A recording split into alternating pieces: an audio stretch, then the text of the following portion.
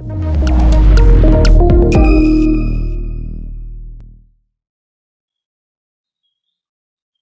ada beberapa kesalahan pemikiran lain ya. Nanti tolong Anda pelajari. Sebelumnya saya mungkin memberi kesempatan pada Mas Dimas Mulia ya. Ini mau bertanya ya. Silahkan Mas, atau mau mengomentari. Ya Pak, izin bertanya Pak Ya. tentang bias konfirmasi. Menurut saya cukup menarik ya Pak, karena kan dari zaman dulu sampai nggak sekarang masih banyak terjadi seperti itu ya Pak.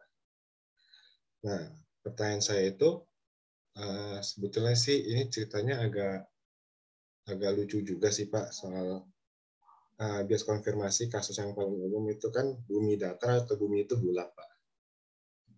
Nah, masing-masing dari kedua belah pihak yang saya baca dari berbagai artikel itu saling menjustifikasikan opini mereka bahwa mereka itu benar, dan saat dicek pun juga mereka pun dari kedua belah sisi pun tidak salah Pak. Jadi sebetulnya tuh kalau dalam kasus seperti itu kedua belah sisi itu belum jelas kebenarannya, tapi kalau dicek dari secara teoritisnya itu benar, itu bagaimana ya Pak? Jadi bagaimana tahu siapa yang salah dan siapa yang benar itu? Tapi mereka dari kedua pihak itu sama-sama memiliki pembuktian empiriknya, Pak. Ya. Itu termasuk dalam kasus bias konfirmasi juga, Pak. Ini untuk kasus bumi datar ini, saya tidak akan membahas substansinya ya. Profesor siapa itu? Teman saya di astronomi yang sangat terkenal ya. Pak Thomas. Pak Thomas ya? Lengkapnya Pak Thomas siapa itu? Thomas Jamaluddin. Itu teman saya di Jepang ya. Saya pernah makan di rumahnya waktu sama-sama kuliah dulu tuh. Nah itu bisa dicek ya di penjelasan Pak Thomas secara terstruktur ya. Dengan sejauh yang saya tahu ya,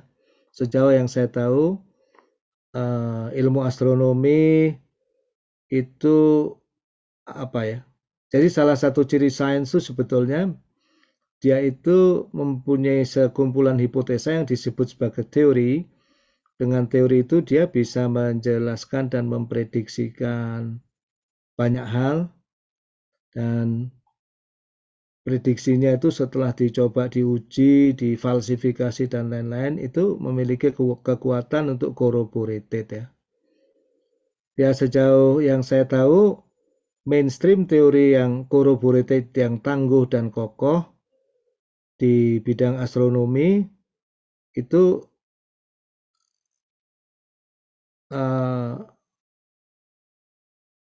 memfalsifikasi secara jelas dan meyakinkan bahwa kemungkinan bahwa bumi itu datar.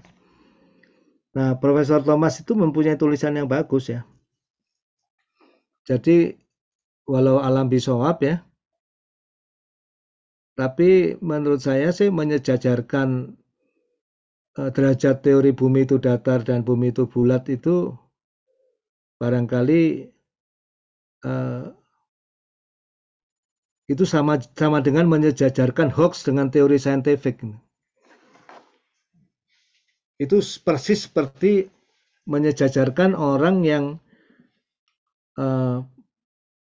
nggak percaya vaksin sama sekali dengan orang yang percaya vaksin karena memang telah diuji, ya telah testable ya, secara empirik dengan metode ilmiah yang ketat. Itu Mas Dimas ya.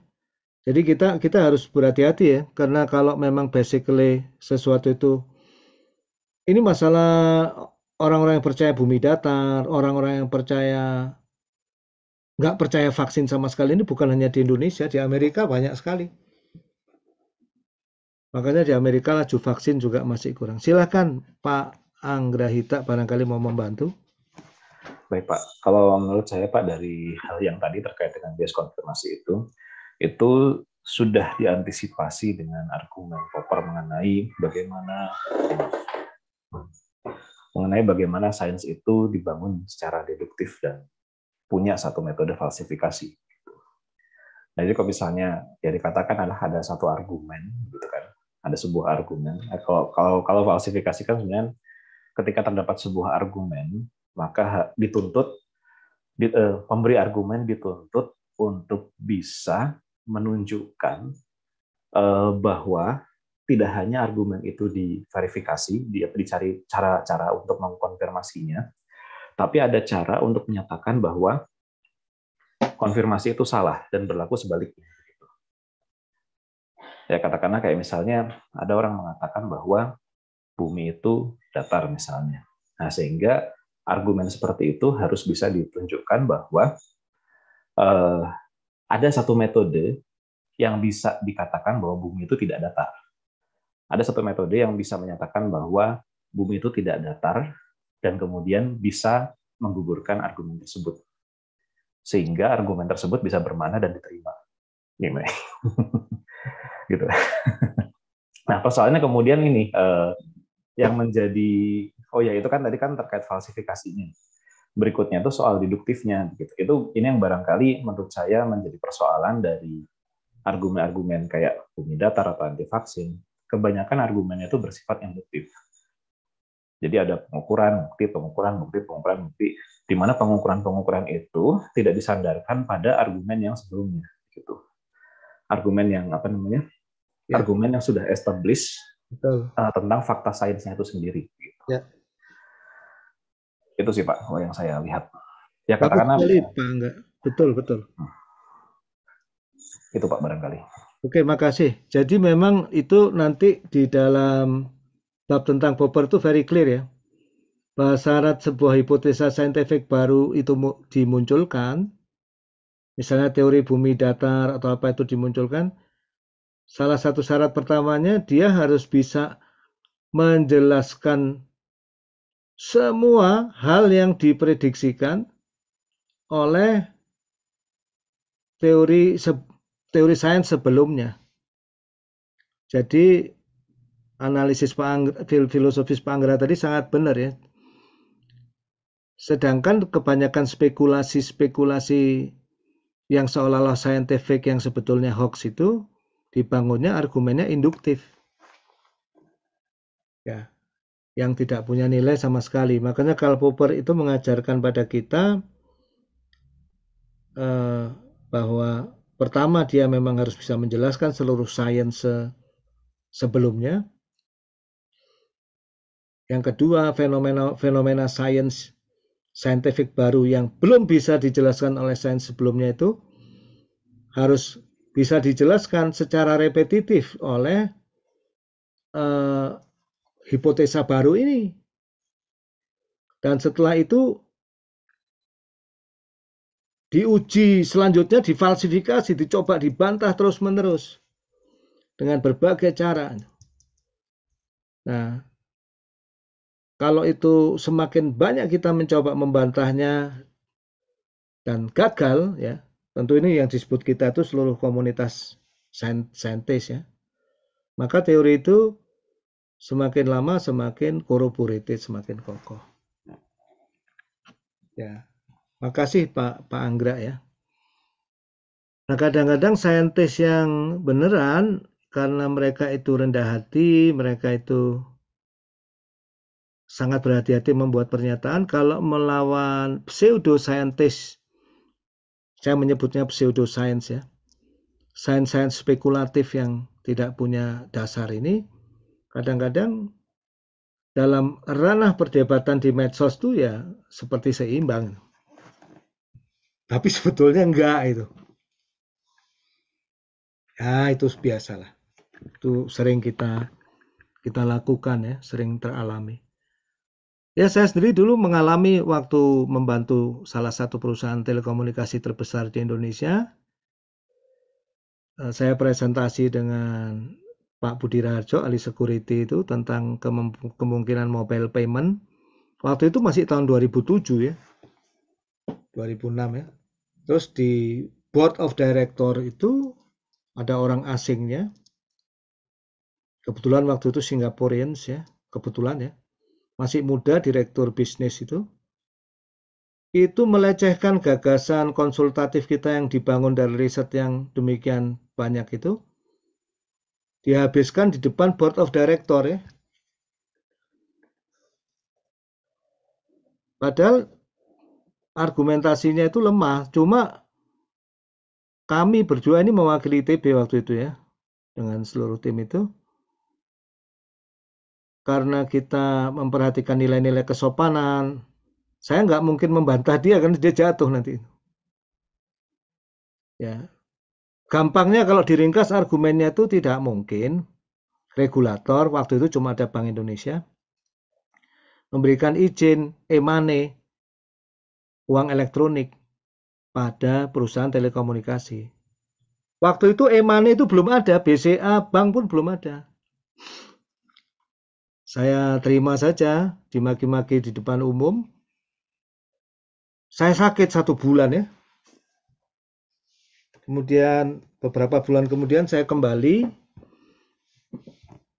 dengan lisensi dari Bank Indonesia. Lisensi e-money pertama itu diperoleh Telkomsel. Namanya T-Cash, yang sekarang berubah jadi Link Aja.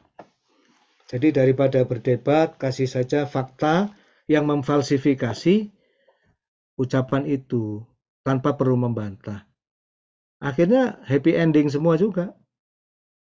Akhirnya malah semuanya happy ya. Dia juga sangat happy lah, wong sahamnya Telkom Group langsung naik Rp100 per saham hari dia dapat lisensi. Ini berbagi aja ya. Salah satu cara untuk memfalsifikasi ya hipotesa dia bahwa regulator di Indonesia tidak akan memberikan izin e-money itu. Ya, kita carikanlah izin itu ya.